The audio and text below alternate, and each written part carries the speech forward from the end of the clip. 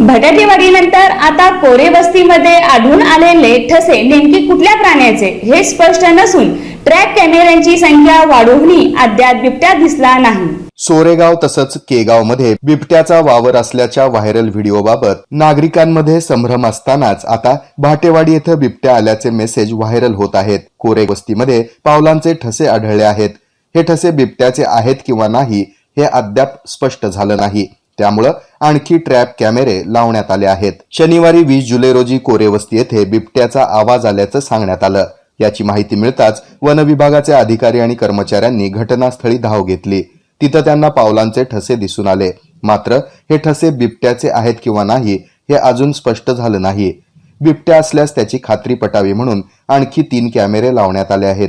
तिथं असलेले कॅनल, कोरे वस्ती आणि शेताच्या परिसरामध्ये ट्रॅप कॅमेरे लावण्यात आले आहेत। याविषयी बोलताना वन विभागाचे वन परिक्षेत्र अधिकारी DP खलाणे म्हणाले की सोरेगाव, नंदूर, भाटेवाडी परिसरामध्ये ट्रॅप कॅमेऱ्यांची संख्या आता वाढवली आहे। सध्या 1 पिंजरा लावण्यात आला आहे।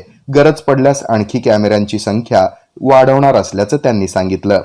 दिवसा तसंच रात्री देखील कर्मचाऱ्यांची गस्त आता घालण्यात येणार आहे। तसंच नागरिकांमध्येही जनजागृती करण्यात येत आहे। नागरिकांनी देखील स्वतःची काळजी घेण्याचं आवाहन त्यांनी यावेळी केलं।